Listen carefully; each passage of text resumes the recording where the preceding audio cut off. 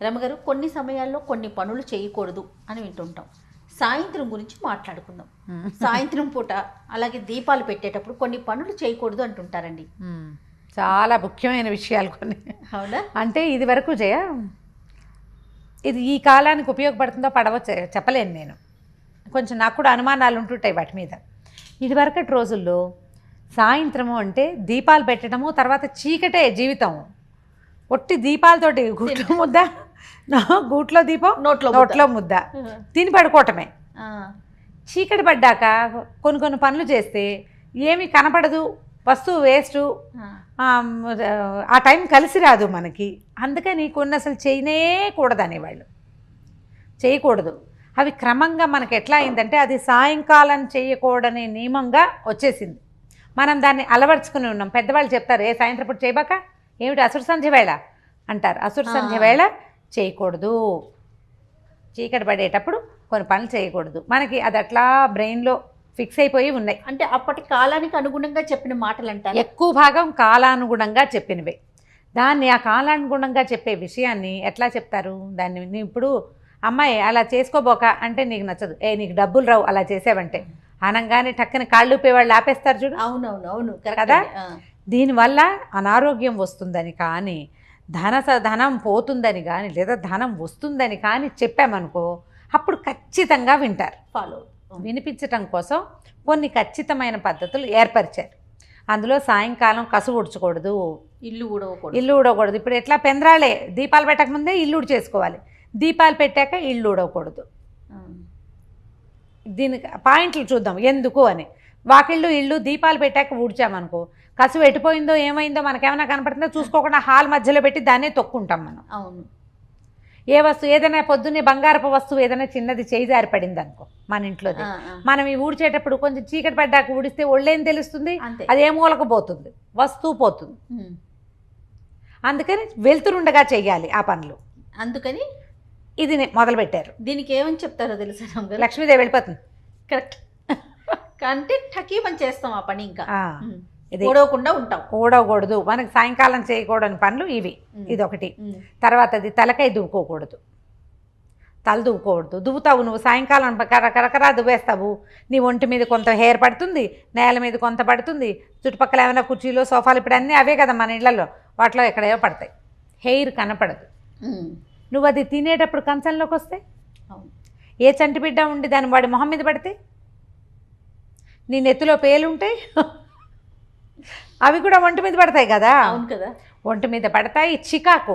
అందుకని చీకటి పడ్డాక చేస్తే లక్ష్మీదేవి వెళ్ళిపోతుంది. జాగ్రత్త అయిందా. ఇది దీని తర్వాత దీపాలు పెట్టారు. సాయంకాలం అయ్యాక కొంతమంది లైట్ అలాగే చీకట్లో ఉంటారు. ఎప్పుడో అవసరమైతే కానీ వేసుకోవాలి. ఇట్లా సంధ్యా సమయం అవ్వగానే ఇలా దీపం వేసుకోవాలి, లైట్ వేసుకోవాలి. దీపాలు వెలిగించి పెట్టుకుంటే కొంచెం ఇళ్ళు బాగుంటాయి. ఏదైనా చాటమాటన ఎవరైనా మనుషులు వచ్చినా మనకి కనపడుతుంది. ఈ రెండు మెయిన్గా చెప్తారు. దీంతోపాటు సంధ్య వేళ పడుకోకూడదు.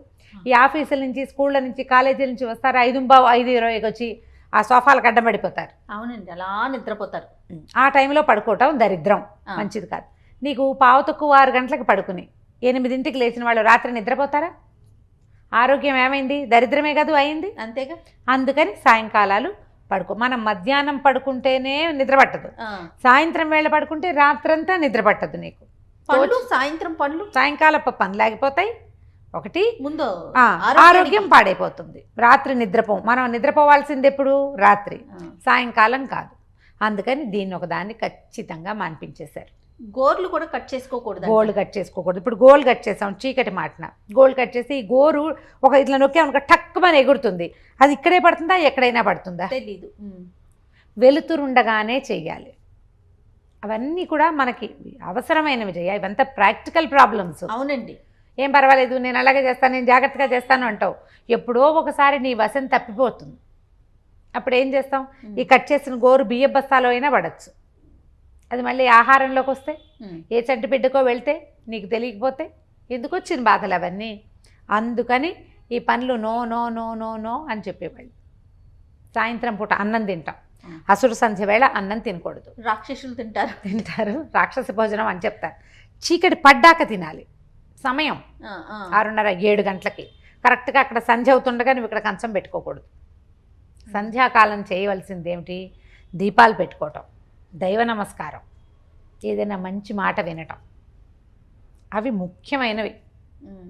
అలా ఆ సమయంలో ఆ పని చేస్తే ఏమిటి, నీకు మేలు జరుగుతుంది. అన్ని రకాలుగాను అన్ని రకాల మేళ్ళు జరుగుతాయి. నీ బతుకు ఒక నియమం ఏర్పడుతుంది, ఒక క్రమశిక్షణ ఉంటుంది మనకి. రమ్మగారు అందుకే కదా తదాస్తు దేవతలు ఉంటారు, సాయంత్రం వెళ్ళి తిరుగుతూ ఉంటారు అంటారు. అందుకని ఏదో ఒకటి పిచ్చి మాటలు, అరుపులు.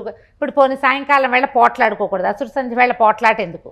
అసురు సంధ్య వేళ సాయంకాలాల వేళ కనుక పోట్లాడుకుంటే రాత్రి పోయిందా? డిస్టర్బ్ అయిపోట్లా. మనం సంసారంలో ఉంటే మొగుడు పెళ్ళాలకి పడి చావదు.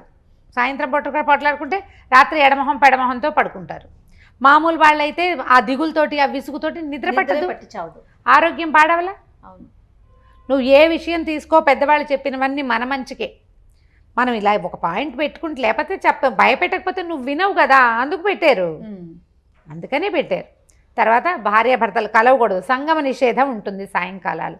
ఈ సమయంలో కనుక సంగమం జరిగితే పుట్టే సంతానం మంచిది పుట్టదని, రాక్షసులు పుడతారని చెప్తారు. రాక్షసులు పుడతారో పుట్టరో పక్కకు పెడితే నైట్ స్లీప్ డిస్టర్బెన్స్. పైగా సాయంకాలం వేళ గదిలోకి వెళ్ళి తలుపులు వేసుకుంటే చూసే వాళ్ళకి ఏమీ బాగుండదు. అమర్యాదకరమైన పద్ధతి. ఏ సమయంలో ఉండవలసింది ఆ సమయంలో ఉండాలి. నువ్వు పిల్లల ముందో పెద్దవాళ్ళ ముందో భార్యాభర్త ఒళ్ళో కూర్చోలేరు కదా, దానికి లోపలికి వెళ్ళాలా, ఏకాంతం కావాలా ఎంతో కొంత. నువ్వు సాయంకాలం పనివేళ, నువ్వు ఆహారం తినవలసిన వేళ, దీపాలు పెట్టుకోవాల్సిన వేళ, సాయంకాలపు పనులు చేసుకోవాల్సిన వేళ, అసలు దివా సంగమమే నిషిద్ధం. ఈ సంధ్యా సంగమం మరీ నిషిద్ధం. ఇవి పనికిరావు అని చెప్తారు. దీనివల్ల తర్వాత డే అంతా డిస్టర్బ్ అవుతుంది కాబట్టి ఇది పనికిరాదు. ఖచ్చితంగా మనకి పెద్దవాళ్ళు చెప్పారు కాబట్టి పనికొస్తుందో పనికిరాదో, ఒకవేళ నష్టం రాకపోయి ఉండొచ్చు, చేయకుండా ఉంటే అయిపోతుంది. ఇవన్నీ పాతకాలపు పద్ధతులు అయినప్పటికీ మనం ఈ రకమైన నియమానికి అలవాటు పడితే మన జీవితాలకి క్రమశిక్షణ ఉంటుంది. నీకు కావాల్సిందేంటి? పని అయిపోవటం కాదు, ప్రాపర్గా అవడం. ఏదైనా సరే నువ్వు ప్రాపర్గా చేయాలంటే ఏం చేయాలి? క్రమశిక్షణ ఉండాలంటే ఈ సమయంలో ఇది చేయకూడదు అని ఒక బ్రెయిన్లో ఒక ఫిక్సేషన్ ఉంటే దాని ప్రకారం నువ్వు సరిగ్గా చేస్తావు. తప్పకుండా. అంతే. నమస్తే. నమస్తే చేయండి.